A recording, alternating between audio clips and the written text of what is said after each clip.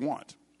And it's the same thing of any culture groups. If you have a desire to reach into a field of labor, somehow you have to do it on purpose and study that culture, understand that culture to be more effective. That's very good. Good answer there, right?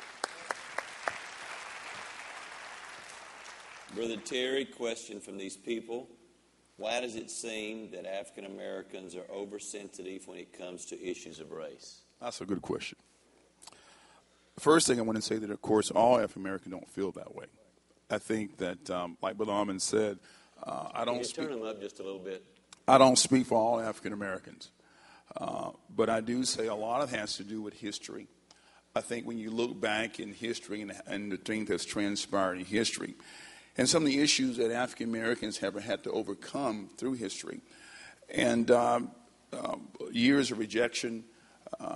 Everybody want to be accepted by people, and so having to overcome that, sometimes you build walls. Sometimes you realize that that everybody doesn't treat you the same, and so throughout years having to overcome barriers and issues tends to look at it from a standpoint of saying, well, when I go fill out an application, how will they view me? How will they look at me? I think the African Americans view, when we talk about racism, view it different from Caucasian. Many times, sometimes African Americans feel, well, if I've been rejected from an application, it's because of my skin color. Where a Caucasian may think, well, if I'm burning a cross in your yard, that's racism. But sometimes when people feel that, they've been rejected because of their skin color, this has been going on for years. So you have a lot to overcome.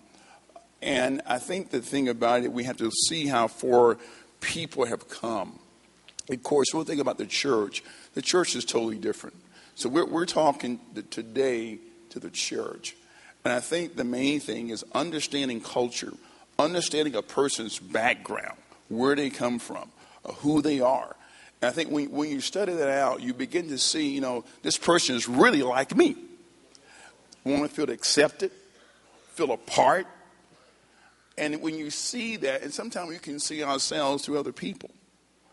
And I think begin to study that and begin to look at that and say, wow, now I understand. It's kind of like the Hispanic community. You look at the Hispanic community, it's totally different. There are certain values and certain things that they cherish in the Korean community. So I think as you have that,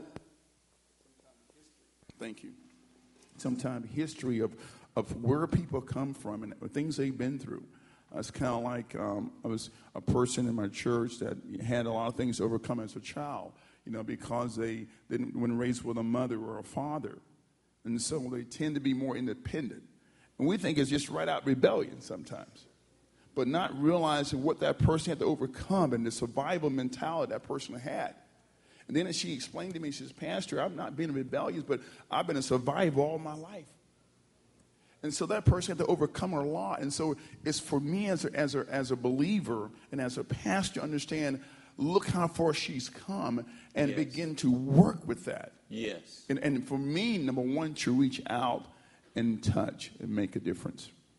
Thank you, Brother T. That's a great answer, wasn't it?